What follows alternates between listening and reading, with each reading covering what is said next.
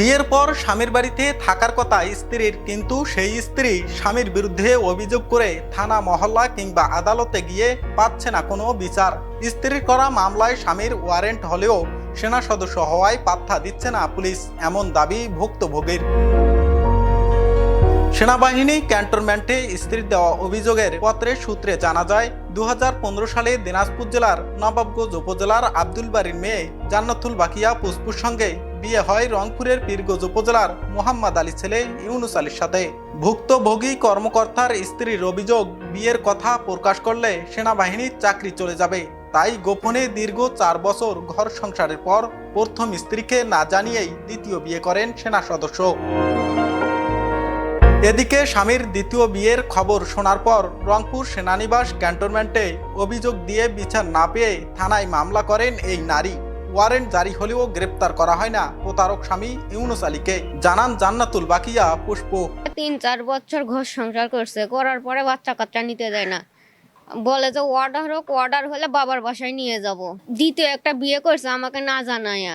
36 ST ব্যাটালিয়নে হচ্ছে অভিযোগ দেওয়া আছে, সেখানে বিচার অধীন রয়েছে, কোনো বিচারই পাচ্ছি না আমরা। পরিবারের অভিযোগ, 12 লক্ষ টাকা যৌতুকের বিনিময়ে সেনা সদস্য ইউনুস আলীর সঙ্গে বিয়ে হয়। অভিযোগ দেওয়া হলেও কোনো প্রতিকার পায়নি পরিবার, এমনটি ভাষ্য জান্নাতুল বাকিয়ার বাবা মার।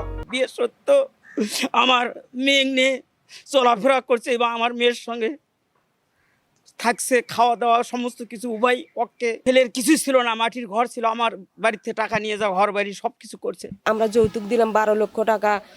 যৌতুকের পর 3-4 বছর ঘর সংসার ভালোভাবেই করছে। অধিনায়ক যে বললো যে তুমি যদি তোমার স্বামীকে বেছে নিতে পারো তাহলে তোমার আমি সঠিক বিচার করব। তারপর ওখানে বিচার পেলাম না, আমরা ঘুরে আসলাম।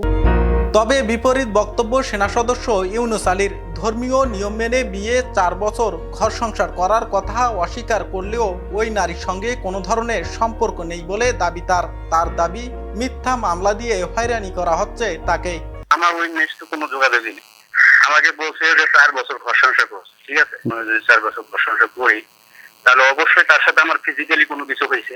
ওদেরকে ডিএনএ টেস্ট করানোর কথা বলা হয়েছে, ওরা ডিএনএ টেস্ট করাবে না। এটা সম্পূর্ণ মিথ্যা একটা মামলা দিচ্ছে আমার নামে। এ বিষয়ে পীরগঞ্জ থানার ওসি জানান, ওয়ারেন্টকৃত হলে বাসায় আসলে গ্রেপ্তার করা হবে মামলার আসামিকে। এলাকায় থাকে তো সহজেই গ্রেপ্তার হবে, এলাকায় না থাকলে কঠিন। আরিফুল ইসলাম, বাংলা নিউজ 24, রংপুর।